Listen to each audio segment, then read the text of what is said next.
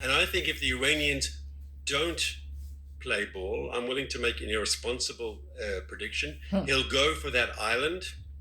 That island, the oil island, what do they call it? Karj Island. He'll go for that island. The Marines especially, we know from everyone who knows the Second World War, the Marines are very good at taking islands.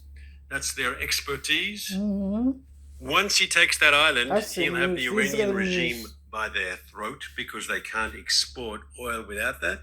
And he can even do a ceasefire after that because then he can hold them, as I say, by the throat, and then he'll be in a position maybe to dictate terms. Look, first of all, let's remember that President Trump himself said, well, there is nobody, they're all dead. And that's a good point because one leader after the another, pops up and is dead. And also, the other problem here is that, A, it's enough for that regime to remain somehow standing, for it to feel that it's victorious and declare victory. Number 3, the Speaker of the Iranian Parliament, who knows, does he even have authority? There is such a mess going on inside the Iranian regime, which is just what we want. We want civil war. We want the Ayatollahs to be fighting with the Islamic Revolutionary Guards and the Basij, and there are defections. So one would think this is not the time, and even Trump said that a few days ago. That's not the time to give up when they're actually when our goals are being met. And so here is my optimistic take on this. My optimistic take is that Trump is yet again pulling a fake out. He knows damn well that they're not going to agree to no nukes and no thing. And if they agreed to all Trump's terms, they wouldn't be the Islamic Republic anymore. So they won't agree to it. So let's say the people are freaking out or thinking, maybe Trump actually, because he's worried about the midterm and then the price of gas doesn't go soaring, etc. And meanwhile, he's faking out the regime in Iran.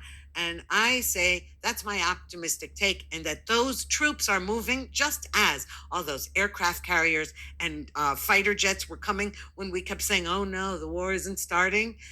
I like to believe that all of that troop movement is not for naught. So I said one of my predictions is that the war restarts on the weekend, right? That he will take the island, and that's why he needs the Marines and the. By the way, the war is still going on. It's still going on. There is no ceasefire. We were stuck in bomb shelters on the way today. No, okay, that's missiles fired at us. Yes. I'm talking about Israel is still bombing and so is the United States. So is the United States. What he basically said was, we will stop. We won't bomb your energy facilities. He didn't say we're not going to kill your leaders or bomb anything else. Sorry. No, there was a report. There was a report that he asked Israel not to take out the Speaker of the Parliament because that's their interlocutor. Mm-hmm. He also said that he's made an initial deal, which appears to be the deal that the Iranians are allowing now, have promised to. It'll be interesting if there's a follow through. They've allowed traffic through the Straits of Hormuz, which will be good for international oil prices. And he said they've done something and it's a secret. And then they announced they're doing that, and everyone presumes there's to allow. They're giving us a gift. It's a present. Yeah. Present. And he said he's found someone on the other side who can deliver. Now, one of the problems we have here, Israel and the United States, America said, and you supported that, and I supported that. They said unconditional alternative. The Nazis, the Germans, have to unconditionally surrender. The trouble is, to unconditionally surrender, you need a leader of authority. And you yourself said, and it could well be true, that you have a situation where the Basij are fighting the Revolutionary Guards, who are fighting the Ayatollahs, and there's no one actually in control. And you need someone to surrender if you want an unconditional surrender. Unless you want to invade and send your ground troops and actually take over Tehran, which I don't think is what Trump wants. He said everything. He doesn't want to do that. He looks at what happened under George W. Bush, Afghanistan and Iraq. Not and comfortable. No, but he says, I think it's fair to say he doesn't want to send in ground forces to physically occupy. I think to do surgical strikes, either to capture the enriched uranium or to take the island, I think that's doable. But actually to occupy the whole country like Japan was occupied at the Second World War, that's not what Trump wants. So there's an issue there. To what extent do you have someone capable of unconditionally surrendering?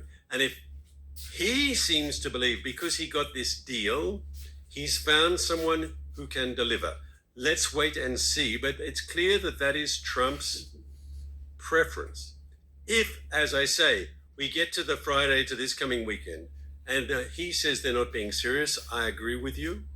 I think then you get a renewal of full